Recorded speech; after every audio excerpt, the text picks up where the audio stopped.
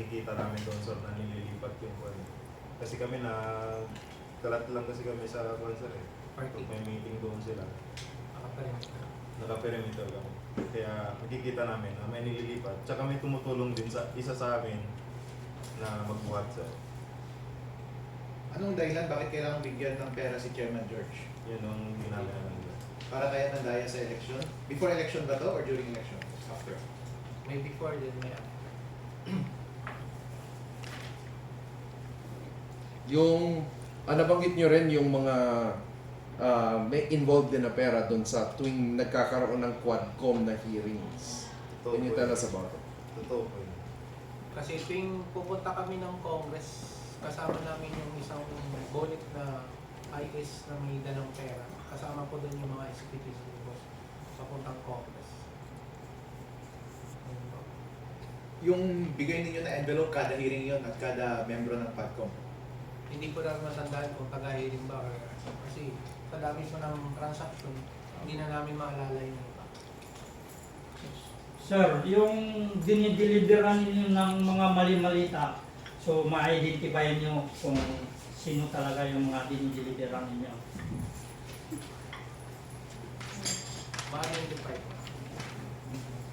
Kasi sinasabi naman po ng kasama namin executive kung kanino po magdi-deliver. Ako na. Gaano po karami yung delivery doon sa kay Martin Romualdez, dating Speaker Martin Romualdez? Marami po, sir. Gaano kadalas? Pwede nyo ikwento yung mga circumstances nyo? Yung sa time ko po, yung 2022 po, sa isang linggo, sir, minsan abot yung may 3 business level po sa bahay na po, sa 42. Pinili Road po. Saan nanggagaling yung pera? Sa bangko ba? Yung mostly nagagaling, sir, iba-ibang tao yung nag-deliver doon sa Baligar sir, sa bahay ni Boss Sabi ko. Saan galing itong mga tao na to? Bangko o government agency? May bangko, may May bangko, may government. Anong government agency kaya galing itong mga tao na to? Hindi namin kasi. Nasa affidavit naman sir. Tulad nung sample ni Juan sir, si Top Orlin na may nag-deliver na congressman doon sa Valle Verde. Ganun po ang nangyayari po. Naghahatid sila doon, kinoconsolidate doon, lipat sa Horizon. Din sa Horizon, manggagaling sir, may hahatiran na naman po na Oh, so ibig sabihin manggagaling sa congressman tapos ibibigay rin sa congressman. Parang pyramid scheme ah. hindi namin alam sir eh. Ano to, mga kickback kaya ng congressman to tapos kailangan nilang magremita sa kanilang big boss. Wala, sir. May isang facilitator ba? Parang ganun. Yan, ako na. Next. Sir, nabanggit ni Attorney Libby Balicod nung nag-submit ng affidavit sa Ombudsman na isa sa mga dahilan o nag-udyok ng paglabas ninyo ay dahilan sa isang insidente sa kasama ninyo na namatayan ng 2 years old na bata dahil sa kawalan ng gamot sa ospital. Totoo po yun. Ayan. Pwede niyo po ba mailahad sa amin para alam ng taong bayan yung... Kasi sir, apektado rin talaga kami sir, apektado rin kami sa corruption na nangyayari. Kaya mo, magpa-hospital kami. Yung asawa ko nanganak, 200 plus yung bill, tapos yung magaltas lang, 24 sa bill. Parang napaka-unfair naman po ng buwan. Tapos monthly kami, nagbabayad kami ng buwan. Bill, parang kuha na rin namin, apektado tayo lahat sa corruption kami. Sir Everson, sino yun? Sige, sige. Sige. Sir Everson, sir, na nag-deliver kayo ng mali-malita. Unang deliver nyo, hindi ba kayo nagduda? Hindi kami Sir, kasi nagduda. mayaman to sa boss namin, sir. Si boss Saldi ko. Grabe kong yaman yun. Wala man lang question sa sarili nyo na, saan ka galing ang pera na to? Oo. Kuhan sir yung trabaho lang kami sir hindi kami nagtatanong ng yan. So ganun ang mindset ng mga Marines. Kung trabaho lang, walang pakialam ang business mo ba? Until na parang nakonsensya kayo, ito na.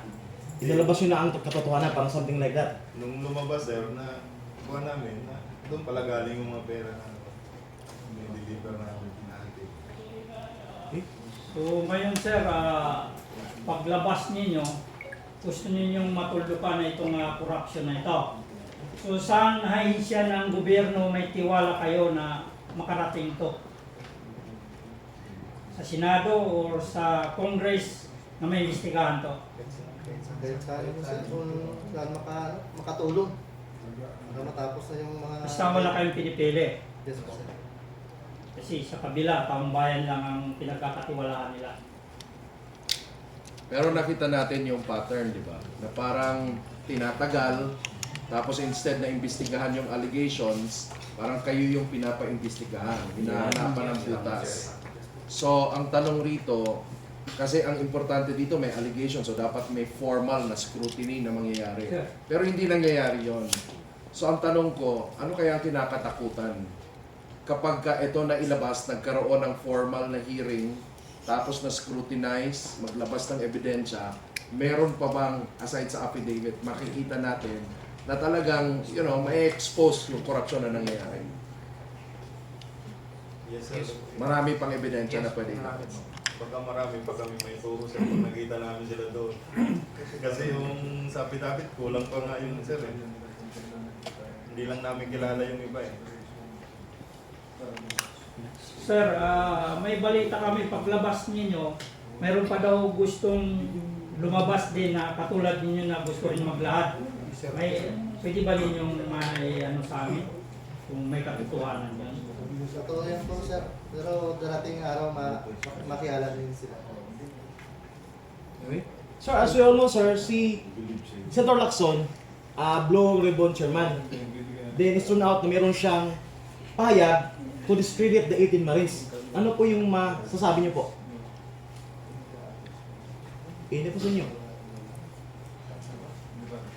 Hindi naman po nadapat kami nung una, hindi na po kami babang.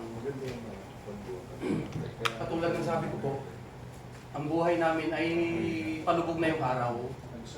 Kung mayroong mang tamang pagkakataon para maglahad kami ng katotohanan, ito na siguro. Kaya, samahan niyo po kami sa aming nilahad na katotohanan sapagkat totoo po yung aming sinasabi. Katotohanan lang po ang aming sinasabi. Kung nagkamali man po kami sa aming serbisyo noon, ito na siguro yung tamang pagkakataon para makabawi po kami. Salamat po. Bakit? Pwede ko bang malaman? Uy, ganda ka mga argument. Yes, sir. Di ba ikaw yung Yes, sir. sumusuntok sa akin ng chief of staff ako? No, sir. Yung chief of staff ko kasama ko. So, kailan ka nag-retire? 2017, sir. 2017? Yes, sir. Anong rango mo nang nag-retire ka? Master Sergeant, sir. Hindi ka nag-first sergeant? Pero nag-retire ka? Yes, sir. Ikaw, nag-award ka ba? Yes sir. Ilang araw? Wala sir. Madali lang sir. Ganun naman tayo, may award-award, hindi kayo pinatawad. Hindi na sir. Yan na yung order eh. Pero gusto mo pa sana bumalik. Yes sir. Yung time na Anong yun. unit mo? Ulitin pa rin sir. Sana, pasensya na kayo ah. Yes, sir. Sang unit ka? Kalibayan battalion sir. 11 saan? Yung time na yun sir, sa Sambong ka. Ang bongga. Saan doon? Dun sa ano sir. Anong run mo na? Private sir. Yung BLT na dyan. Saan? Tawi-tawi, sir. Saan doon? Ay, anong run mo na? Private, sir. Anong kaso mo? Deserter, sir. Circle Cowboy. Deserter, sir. 90 sir. Anong run mo na? Battalion sir. Saan? Sa Umaksulo sir. Sulok? Ay sir. Sulo. Anong run mo na? Private sir. Anong oras ka na? Anong year? Ano yun sir? 2021? Mabago lang? Ikaw? 2001, sir. Classmate pa yun? Hindi, sir. Sorry. Bill Nardo sir, M27 sir, Balimbang. Limbang? Yes sir. Anong run mo na mga Corporal sir. Anong kaso? Administrative sir. Amen. Yes. Okay. Waban sir. Buwan. May BLT2 sir sa Cotabato sir. Yes sir. Cotabato City. Dito pa tayo doon. Hindi sir eh. 2001 pa. Ito, ano, sir? sumusuntok sa akin ng tumistik. Pag nagkamali ako, isang sumusuntok sa akin. Grabe na yun, sir. Kasi, kalimot. Ako kakalimutan ko yung pagkauli niya, pero may pagsabi niya dito, mahabagi kayo. Okay, sir. Talagang manispan kayo. Kayo maniwala na hinanapil kayo. Yes, sir. Yes, sir.